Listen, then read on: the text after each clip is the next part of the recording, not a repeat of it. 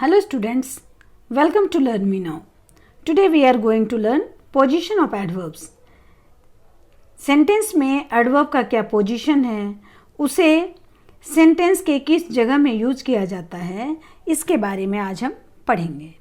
So let's see the position of adverbs. जब कभी कोई एडवर्ब किसी एडजेक्टिव, दूसरे एडवर्ब, एडजेक्टिव फ्रेज या फिर एडवर्बियल फ्रेज को मॉडिफाई करता है तो जनरली उस वर्ड के बिफोर, उस वर्ड के पहले इसका यूज किया जाता है जिस वर्ड को ये मॉडिफाई करता है. For example, Soni is very beautiful. Beautiful यहाँ पर एडजेक्टिव है जिसको वेरी एडवर्ब मॉडिफाई कर रहा है, उसके मीनिंग को एनहेंस कर रहा है, इसीलिए वेरी का यूज ब्यूटीफुल के पहले किया गया है. The patient is much better now. Better adjective है जिसको मॉडिफाई कर रहा है मच, इसीलिए मच का यूज बेटर से पहले किया गया है. He is too weak this days. Weak adjective है जिसके बारे में बता रहा है टू एडवर्ब, इसीलिए टू का यूज वीक के पहले किया गया है. It is a rather unpleasant morning. ये अनप्लेजेंट मॉर्निंग को मॉडिफाई कर रहा है एडवर्ब रैदर, इसलिए उसके बिफोर इसका यूज किया गया है. Don't run so fast. Fast जो एडवर्ब है उसको बतला रहा है सो, इसीलिए सो एडवर्ब का यूज फास्ट के बिफोर किया जाता है. Next rule is adverb of manner. It means कि वैसा एडवर्ब जो बतलाता है कि किस ढंग से एक्शन हो रहा है, तो वैसे एडवर्ब का यूज इंट्रांजिटिव वर्ब के जस्ट बाद किया जाता है जब उस वर्ब के बारे में वो उसकी क्वालिटी को बतलाता हो. For example, the child स्लीप्स soundly. स्लीप्स intransitive verb है और इस स्लीप्स वर्ब की क्वालिटी को साउंडली एडवर्ब बता रहा है, इसीलिए साउंडली को स्लीप्स के बाद में यूज किया गया है. The singer sings sweetly. Sings जो वर्ब है इसके बारे में स्वीटली एडवर्ब डिस्क्राइब कर रहा है कि वह कैसा सिंग करता है, स्वीटली, इसलिए स्वीटली को आप प्लेस सिंग्स के बाद में रखा गया है. An old man walks slowly. Walks के बारे में डिस्क्राइब कर रहा है स्लोली, इसीलिए स्लोली को वॉक्स के बाद में रखा गया है. He runs quickly. Quickly runs के बारे में बता रहा है, इसीलिए क्विकली को प्लेस किया गया है रन्स के बाद में. सी प्लेज वेल. प्लेस को मॉडिफाई कर रहा है वेल एडवर्ब, इसीलिए वेल का प्लेस के आफ्टर रखा गया है. Next is adverb of manner. अगर ट्रांजिटिव वर्ब हो तो उसमें जो ट्रांजिटिव वर्ब का डायरेक्ट ऑब्जेक्ट होता है, उस डायरेक्ट ऑब्जेक्ट के बाद में एडवर्ब ऑफ मैनर का यूज किया जाता है, उसके बाद में रखा जाता है. For example, the singer sings songs sweetly. यहाँ सिंग्स जो वर्ब है उसका डायरेक्ट ऑब्जेक्ट है सॉन्ग्स, और सॉन्ग्स के बारे में ये स्वीटली वर्ड कह रहा है, तो इसका जो ऑब्जेक्ट है सॉन्ग्स, उसके बाद में बारे में स्वीटली को उसके बाद रखा गया है. The musician plays the flute well. Plays verb है और उसका डायरेक्ट ऑब्जेक्ट है द फ्लूट, इसीलिए डायरेक्ट ऑब्जेक्ट द फ्लूट के बाद में एडवर्ब वेल का प्लेस दिया गया है. The students read the question carefully. Students red यहाँ पर वर्ब है जिसका डायरेक्ट ऑब्जेक्ट है द क्वेश्चन, तो ये द क्वेश्चन के बाद में केयरफुली वर्ड को रखा गया है. Next rule is adverb of place and time. जो होता है एडवर्ब ऑफ प्लेस मतलब जो समय बताता हो, एडवर्ब ऑफ टाइम मीन्स जो टाइम को बतलाता हो. इनको ट्रांजिटिव वर्ब के डायरेक्ट ऑब्जेक्ट के बाद में रखा जाता है, जैसे कि एडवर्ब ऑफ मैनर को रखा गया था. For example, keep your books there.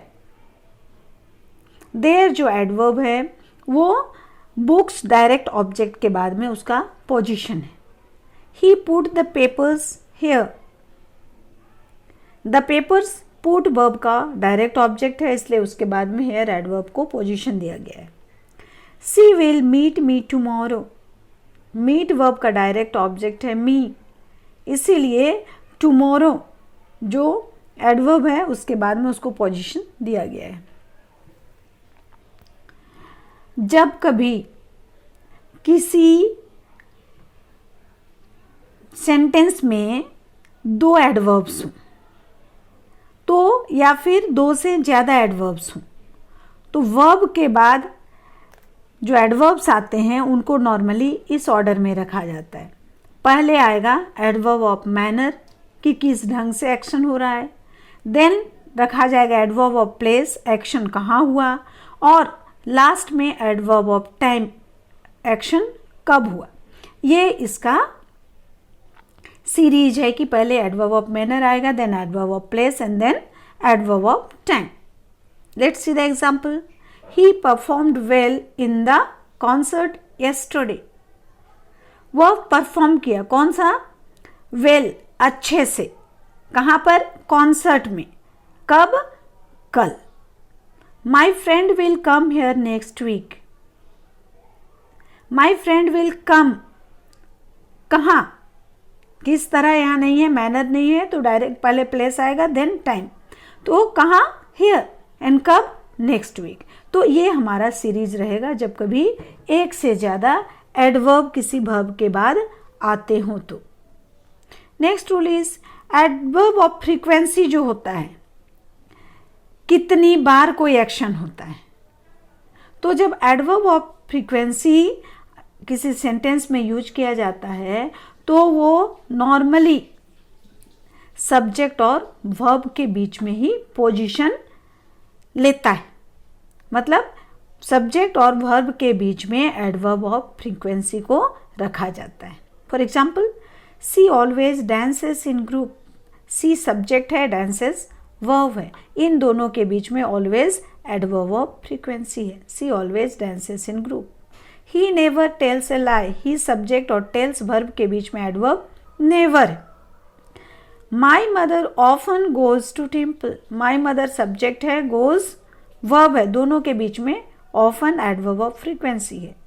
They sometimes come to my house. They subject है, कम वर्ब है, और इन दोनों के बीच में एडवर्ब ऑफ फ्रीक्वेंसी समटाइम्स को पोजीशन दिया गया है। Next is adverb of frequency, कितनी बार कोई एक्शन होता है इसके बारे में बताता है। एडवर्ब ऑफ डिग्री, कितना एक्शन कितने क्वांटिटी में हो रहा है। और कभी कभी एडवर्ब ऑफ मैनर, एक्शन किस ढंग से हुआ जिसको बताता है वो एडवर्ब। तो adverb of frequency, adverb of degree और कभी कभी एडवर्ब ऑफ मैनर, ये तीनों का जगह ऑक्सिलरी और मेन वर्ब के बीच में दिया जाता है। मतलब ऑक्सिलरी वर्ब आएगा, देन एडवर्ब यूज किया जाएगा, उसके बाद main verb. For example, my father had just come in the house. My father जो सब्जेक्ट है इसके साथ ऑक्सिलरी वर्ब हैज़ है और मेन वर्ब कम है। हैज़ और कम के बीच में जस्ट का यूज एडवर्ब के रूप में किया गया है। My father had just come in the house.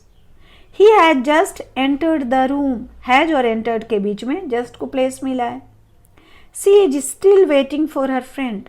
Is और वेटिंग के बीच में स्टिल को प्लेस मिला है। I have already completed my work. Have और कंप्लीटेड के बीच में ऑलरेडी को प्लेस दिया गया है। She has neatly written in a letter. Has और रिटन के बीच में नीटली का पोजीशन है। नेक्स्ट, एडवर्ब ऑफ फ्रीक्वेंसी, कितनी बार कोई एक्शन किया जाता है जिसके बारे में एडवर्ब बताता हो। तो ये एडवर्ब जो है इसको वर्ब बी, जिसमें am, is, are, was, were आते हैं, तो वर्ब बी के बाद में इसका यूज किया जाता है। किसका? एडवर्ब ऑफ फ्रीक्वेंसी का। For example, I am never late for work. Am verb be है जिसके बाद नेवर एडवर्ब का यूज किया गया है। She is always late. Is verb be का एक फॉर्म है जिसके बाद ऑलवेज एडवर्ब का पोजीशन है। You are quite lazy. Are verb be का फॉर्म है जिसके बाद क्वाइट एडवर्ब का यूज किया गया। The answer was fully correct. Was verb be का फॉर्म है जिसके बाद फुली एडवर्ब का यूज किया गया। They were usually busy, were verb be का फॉर्म है जिसके बाद यूजुअली एडवर्ब का यूज किया गया है। तो इस तरह से हम देख रहे हैं कि एडवर्ब्स को पोजीशन सेंटेंस में कहाँ कहाँ मिलता है। जब कोई एडवर्ब किसी पूरे सेंटेंस को मॉडिफाई करता है, किसी बात पर एम्फेसिस डालता है या कोई क्वेश्चन पूछता है, इंट्रोगेटिव सेंटेंस बनाता है या इंट्रोगेटिव सेंटेंस के साथ यूज किया जाता है, तो इसका जगह सेंटेंस के बिगिनिंग में दिया जाता है। मतलब ये एडवर्ब्स किसी सेंटेंस को जब मॉडिफाई करते हैं तो सेंटेंस के पहले एकदम स्टार्टिंग में इनका पोजीशन होता है। For example, unfortunately he is dead. He is dead एक सेंटेंस है जिसके बारे में अनफॉर्चुनेटली एडवर्ब बतला रहा है कि वह मर गया। कैसे? अनफॉर्चुनेटली, दुर्भाग्यवश।